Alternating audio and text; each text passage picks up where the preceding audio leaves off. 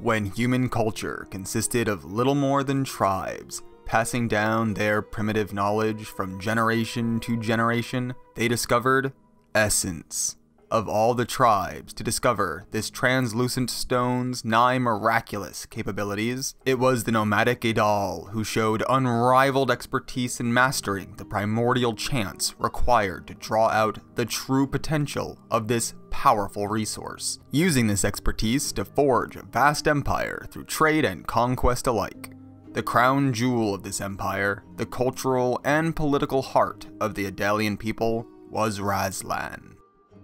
Raslan, home of the royal family and Imperial library, with the imposing sight of the Tower of Adal rising magnificently from its sprawling center, grew around the incredibly massive source of essence upon which the Adal tribesmen first settled and dug their great mine. Most of what we know about the city and its inhabitants comes from just prior to or immediately after the cataclysmic event commonly known as the Downfall, but through subtle architectural details, item descriptions, and character dialogue, we can piece together some intriguing clues about the early life, growth, and culture of the city. One of the most consistently seen decorative features in Raslan is this image, which can be found graven into nearly every piece of architecture in the city, even in those areas we know to have been considered particularly sacred or at least important. While largely ignored by virtually all of the characters we come to meet in the game, we are given an important piece of information about this symbol from an item, the Mask of Anlek, revealing to us that this nearly ever-present icon is, in fact, the mark of a deity of some kind. Given the prevalent use of this image across the city, it's safe to conclude that worship of this figure featured heavily in Raslan's culture, at least at some point in their history. For you see, as we know from information given in the art book, the guides, referred to as a mystical sect, are followers of Anlek, preaching the law of Anlek and its importance to the people. We know these guides were at least known of before the Downfall, though largely ignored and considered little more than doomsayers, which at first glance seems contradictory in a city practically stamped with an image associated to their beliefs. The picture becomes somewhat clearer once we take a closer look around the outskirts of the city proper. When approaching the Forgotten Temple from Hunting Path, the fastest route from both the Tower of Adal and Guidance Bridge, we discover this archway, marking the way down to the temple grounds, bearing a rather familiar-looking pair of symbols. Beyond just the circumstantial resemblance to the Eye of Anlek seen throughout the rest of the city, this connection becomes even more pronounced when we look at another mask, the All-Seeing Mask. Shaped like an old representation of the God of Eyes, hinting at Adalian origins. The symbol found on both this mask and the Forgotten Temple, so similar to what we can find across Raslan as a whole, are clearly related, if not outright the same symbol. If we accept the idea that the eyes found engraved upon the city are, to the best of our knowledge, the most modern representation of Anlek, as seen on its associated mask, the description of the All-Seeing Mask heavily implies that Anlek and the God of Eyes are, in fact, the same deific figure, seen at two different points in its own history.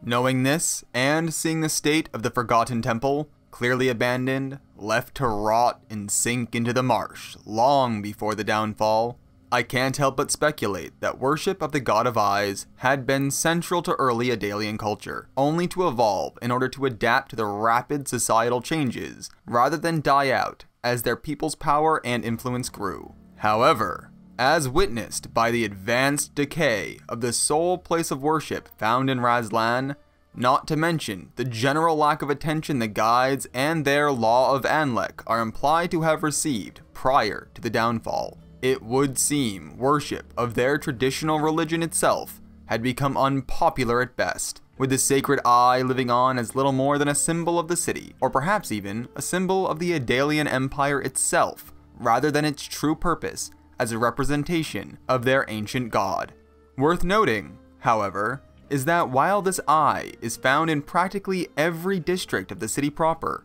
it is conspicuously absent from nearly the entire Oration Quarter, as well as the two districts known to primarily house those of predominantly Terran heritage rather than Adalian,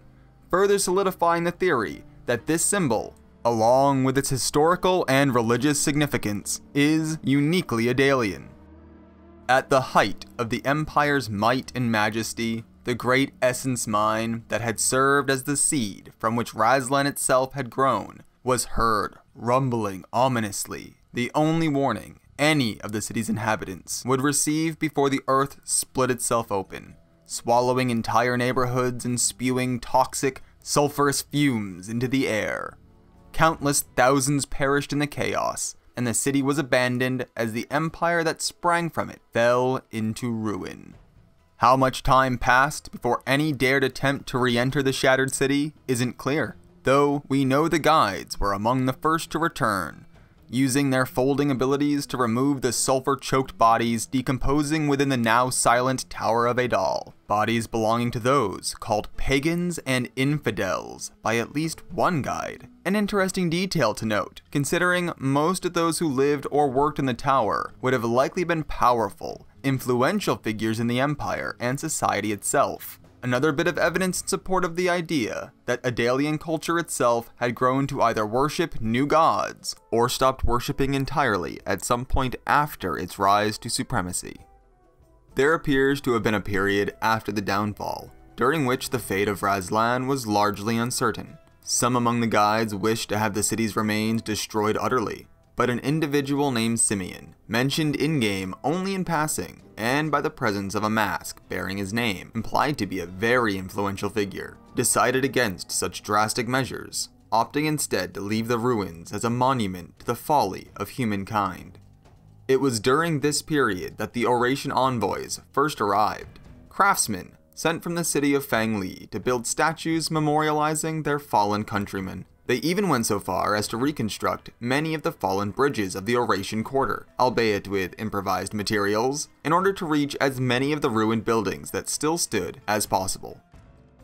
Sometime later, exactly how long isn't made clear, but I suspect it was a considerable length of time, the guides chose to make use of the ruined city of Raslan for a training ground for their newly formed elite corps of enforcers, the Absolvers. Now the glittering, essence-flecked pathways and glorious vistas lay quiet beneath never-changing skies, populated by hordes of lost prospects, would-be Absolvers who have lost themselves to the fold and essence obsession, forever shuffling hopelessly between the unstable planes of reality within Raslan, attacking anyone that would dare travel within the shattered gem of the long-dead Adalian Empire. Have you felt the call to wear the mask? To journey to the broken city and prove yourself worthy of wearing an Absolver's cloak? What do you think of Raslan's growth from tribal settlement to cultural center of the world to grim memorial and training ground for a private army of immortal combatants? I've been fascinated by the world Slo-Clap has built within their game, regardless of how sparing the content can sometimes feel in that department, and I've wanted to share what theories and secrets I've been able to piece together so far. I fully intend to do more of these, at least until I run out of things to talk about within the world of Absolver, so hopefully everyone enjoyed seeing it. It always helps to toss this video a like if you did, and you can feel free to let me know one way or the other in the comments. Thanks for watching, everyone.